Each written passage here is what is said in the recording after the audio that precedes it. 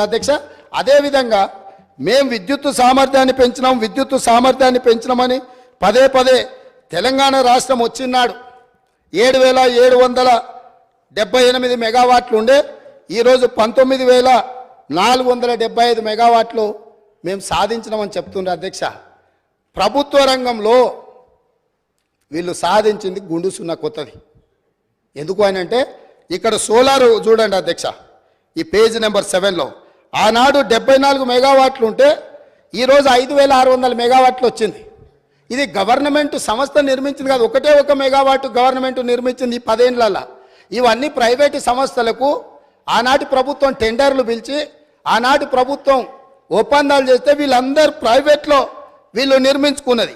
అదేవిధంగా కేంద్ర ప్రభుత్వం నుంచి వచ్చింది ఆనాడు 1873 మెగావాట్లు ఉంటే ఈరోజు 186.76 మెగావాట్లు ఉన్నది అధ్యక్ష.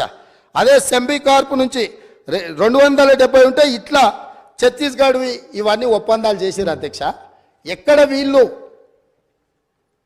జెన్కో ఆధ్వర్యంలో రాష్ట్ర ప్రభుత్వం కొత్త ప్రాజెక్టులను ఏవి నిర్మించలే. వీళ్ళు గొప్పగా చెప్పుకున్న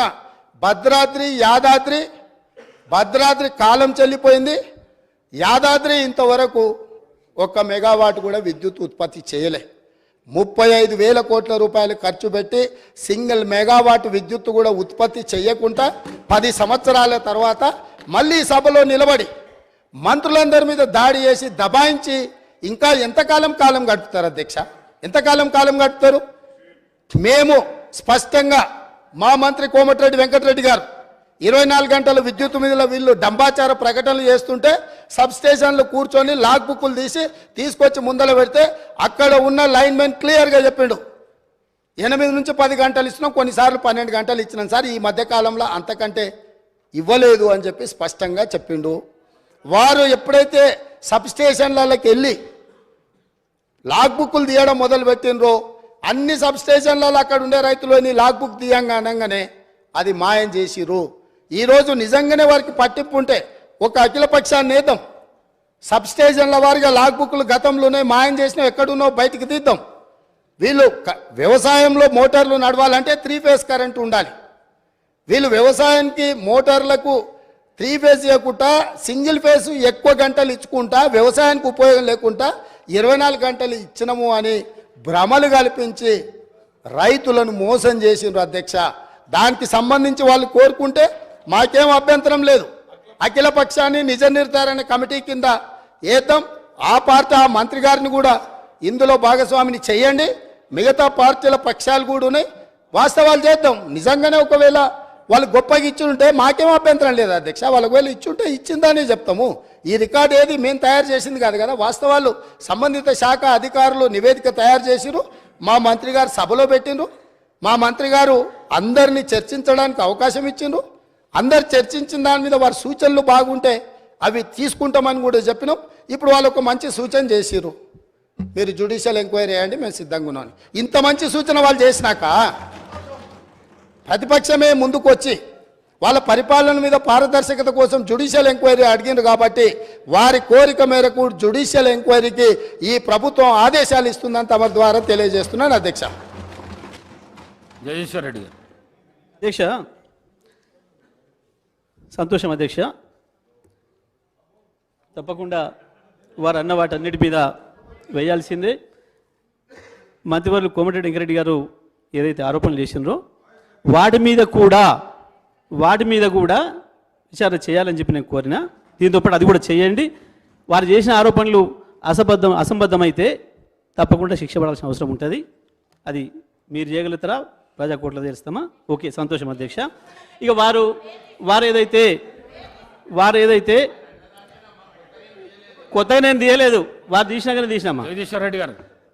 అధ్యక్ష, సరే, ముఖ్యమంత్రి గారు ఎందుకో మంత్రులతో పాటు ముఖ్యమంత్రి గారు కూడా అదే పద్ధతుల్లో వచ్చినారు.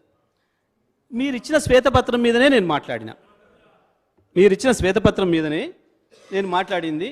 మీరు 18వ పేజీలో యావరేజ్ సప్లై అవర్స్ 2014-15లో 6 గంటలు ఉండే, 2023-24లో 19.22 గంటలు ఇచ్చినారు అనే మాట మీరు స్వయంగా మరి మీ మంత్రివర్గం అందరూ కూర్చోలేదో ముఖ్యమంత్రి గారి దృష్టికి పోయిందో లేదో ఇది నేను దీంట్లో కూడా చూపించి మరీ చెప్పిన అధ్యక్ష. సార్ ఇప్పటికైనా మళ్ళీ మీరు ఒకసారి కూర్చోండి. మరి ఈ శ్వేతపత్రం లోపభూయిష్టంగా ఉందనే విషయాన్ని వారే చెప్పినారు. అట్లాంటి శ్వేతపత్రాలు వచ్చేటప్పుడు మళ్ళీ ఇంకా ముందు జాగ్రత్త తీసుకుంటే మంచిదని చెప్పి నేను సలహా ఇస్తున్నాను అధ్యక్ష. ఇక ఏదైతే ముఖ్యమంత్రి గారు ప్రస్తావించినరో కేటీపీపీలో 800 మెగావాట్లు 48 నెలల్లో పూర్తి చేసిరని చెప్పి క్రెడిట్ ఇచ్చిండ్రో 100% అది మేమే అధ్యక్ష. అది పూర్తి చేసింది కూడా మేమే ప్రారంభం చేసినాం. జీరో డేట్ మాదే, కమిషన్ డేట్ మాదే అధ్యక్ష. అది కూడా మేమే పూర్తి చేసినాం. భారతదేశంలో అదొక రికార్డ్ ఆ రోజుకి. అదే పద్ధతుల్లో భద్రాద్రి కూడా తప్పకుండా BHEL ఇది మాకు ఇచ్చిన లెటర్ అధ్యక్ష. మీ ద్వారా వారికి పంపమంటే పంపించడానికి సిద్ధంగా ఉన్న అధ్యక్ష. ఇది వారికి పంపించవచ్చు అధ్యక్ష. BHEL మాకు రాసిన లేఖ అధ్యక్ష. అదేవిధంగా ఆ రోజు మేము అది తీసుకోవడానికి ముందు కమిటీ వేసినాం అధ్యక్ష. టెక్నికల్ కమిటీ వేసి టెక్నికల్ కమిటీ నుంచి ఫీజిబిలిటీ రిపోర్ట్ వచ్చిన తర్వాతనే దాంట్లో మేము ముందు పోయినాం అధ్యక్ష.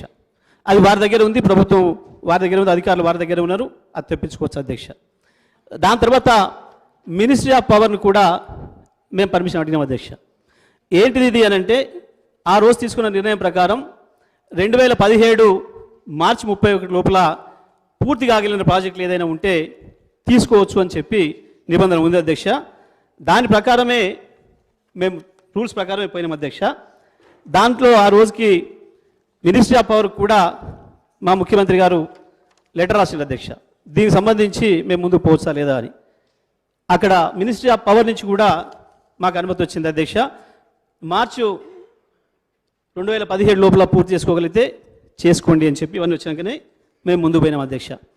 అయితే ఆ రోజు మా ఒక్కటే కాదు అధ్యక్ష, దేశంలో 39 ప్రాజెక్టులు ఉన్నాయి అధ్యక్ష. ఇంకా సబ్ క్రిటికల్లో 39 ప్రాజెక్టులు ఉన్నాయి అధ్యక్ష. ఇగో ఇది వాటి లిస్ట్ అధ్యక్ష. 39 ప్రాజెక్టులు అప్పటికి ఇంకా దేశంలో కావాల్సినవి ఉన్నాయి అధ్యక్ష. ఆర్టీపీపీ ఏదైతే రాజశేఖర రెడ్డి గారు ప్రారంభించిందో RTPP Rayalaseema thermal power station, అది మనకంటే ముందు ప్రారంభమైంది అధ్యక్ష. 2011లో ప్రారంభమైంది అధ్యక్ష. మన భద్రాద్రి పూర్తయ్యేంత వరకు కూడా పూర్తి కాలేదు అధ్యక్ష. మన భద్రాద్రి కమిషన్ అయినాక ఈ మధ్యకాలంలో అయింది అధ్యక్ష. అది ఇక వీరు ఏదైతే దాని మీద కూడా మంచి బ్రహ్మాండంగా విచారణ చేసుకోవచ్చు, ఏం అభ్యంతరం లేదు అధ్యక్ష. మేము సిద్ధంగానే ఉన్నాం అధ్యక్ష. దాంతోపాటు ఏదైతే ఛత్తీస్గఢ్కు సంబంధించి గౌరవ ముఖ్యమంత్రి గారు ప్రస్తావించినరో ఛత్తీస్గఢ్ పవర్ మీద కూడా 100% విచారణ చేయొచ్చు, ఏమి ఇబ్బంది లేదు. ERC నిర్ణయం ప్రకారమే జరిగింది, అందులో సందేహం లేదు. మేము వెల్కమ్ చేస్తున్నాం అధ్యక్ష. అదేవిధంగా యాదాద్రికి సంబంధించి యాదాద్రి అయినా భద్రాద్రి అయినా మేము ఏదైతే కేటీపీపీని 48 నెలల్లో పూర్తి చేసినామో 800 మెగావాట్లు, అదే స్ఫూర్తితో వీటిని పూర్తి చేయడానికి మేము ఆ రోజు నిర్ణయం తీసుకున్నాం అధ్యక్ష. దురదృష్టవశాత్తు వైజాగ్కి సంబంధించిన ఒకటి కేసు వేసి దాన్ని ఆపినాడు అధ్యక్ష. దాంతో ఇబ్బందులు పడ్డాం. ఆ విషయం ఇదే సభలో భట్టి గారు, శ్రీధర్ బాబు గారు కూడా దానిపైన చాలాసార్లు మాట్లాడారు. చర్చ గౌరవ ముఖ్యమంత్రి గారు ఇంకో మాట అన్నారు, గతంలో ఎప్పుడు చర్చలు చేయడానికే సిద్ధపడలేదు అని.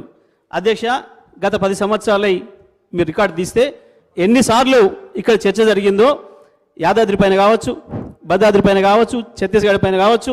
గౌరవ పెద్దలు జానారెడ్డి గారు కూడా మొదటి టర్ములో వారు పాల్గొన్నారు మొత్తం చర్చలలో. రెండవ టర్ములో భట్టి గారు, శ్రీధర్ బాబు గారు వారు పాల్గొన్నారు. వీటన్నిటిపైన కూడా కూలంకషంగా చర్చలు జరిగిన అధ్యక్ష. దానితో పైగా కాగ్ నివేదికలు కూడా ఉన్నది అధ్యక్ష. ప్రతి సంవత్సరం కాగ్ నివేదిక రిపోర్ట్లు కూడా వారి ముందే టేబుల్ చేసినాం, అవన్నీ కూడా ఉన్నాయి అధ్యక్ష. అందులో సందేహం లేదు. గౌరవ ముఖ్యమంత్రి గారు వారు ఇక్కడ లేకపోవడం వల్ల వారికి విషయం తెలిసి ఉండకపోవచ్చు, కానీ మిగతా సభలకు తెలుసు. ప్రభుత్వంలో ఉన్న విషయాలను ఎవరిని దాయడానికి అవకాశమే లేదు అధ్యక్ష, అందులో సందేహమే లేదు. మేము దానికి సిద్ధంగానే ఉన్నాం. కానీ అధ్యక్ష, ఇక్కడ వారు విద్యుత్కు సంబంధించి మళ్ళీ పదే పొరపాట్లు మాట్లాడుతూ ఉన్నారు. ఎక్కడైనా ఒక్కరోజు గౌరవ ముఖ్యమంత్రి గారు ఆ రోజు కూడా 2009లో 9 గంటల విద్యుత్ ఇస్తామని చెప్పి మీరు అధికారంలోకి వచ్చిండ్రు. ఎక్కడ కూడా విద్యుత్ అందుబాటులో రావడం లేదని ఇదే సభలో మాట్లాడిన రికార్డు కూడా ఉన్నాయి అధ్యక్ష. ముఖ్యమంత్రి గారు ఆ రోజు వేరే పార్టీ తరఫున మాట్లాడిన రికార్డు కూడా ఇక్కడే ఉన్నాయి అధ్యక్ష. రికార్డు మేమే పేటెంటు కరెంటుకు ఉచిత కరెంటు మేమే పేరెంట్ మాట్లాడుతున్నారు. వాళ్ళ పేటెంట్ ఉన్న కాలంలో ఎన్నడూ 3 గంటలు కాదు కదా 4 గంటలు కూడా ఇచ్చిన సందర్భం లేదు. వాళ్ళ కాలంలో ట్రాన్స్ఫార్మర్ పేలిపోయింది వాస్తవం, సబ్స్టేషన్లు తగలబడిపోయింది వాస్తవం, రైతులు చచ్చిపోయింది వాస్తవం. వారి జిల్లాలోనే అధ్యక్ష 14 లక్షల మంది వలసలు పోయింది. వారున్న పాత పార్టీ, ఇప్పుడున్న కొత్త పార్టీ, ఈ 2 పార్టీలే బాధ్యతలు ఉన్న అధ్యక్ష, అందులో సందేహం లేదు అధ్యక్ష. ఇవాళ ఏమైనా మాట్లాడవచ్చు, కానీ ఆ 2 పార్టీలే ఆనాడు. నేను స్పష్టంగా చెప్పిన, వీరి అధికారంలో ఉన్న ఉప ముఖ్యమంత్రి గారి పార్టీ అధికారంలో ఉన్నాడు, ముఖ్యమంత్రి గారి పార్టీ అధికారంలో ఉన్నాడు, ఉప ముఖ్యమంత్రి గారి పార్టీ వారి పాత పార్టీ.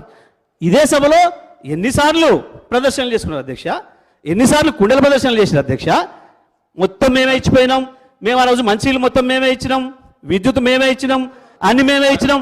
మీరే ఇచ్చుంటే మీరే ఎందుకు ఈ సభలలో మాట్లాడి ఉంటారు? మీరు ఎందుకు ఈ సభలలోకి కంకులు తీసుకొచ్చి ఉంటారు? మీరు ఎందుకు ధర్నాలు చేసి ఉంటారు? ఇవాళ ఫలితాలు ఏం చేసిండ్రు? ఇవాళ రైతులు గత 9 సంవత్సరాల కాలంలో ఒక్కరోజు ఎక్కడైనా ఒక రోడ్డు మీకు వచ్చిన సందర్భం ఉన్నదా? ఈ రాష్ట్రంలో రైతాంగాన్ని సంతృప్తిగా ఉంచింది మా ముఖ్యమంత్రి కేసీఆర్ గారు తప్ప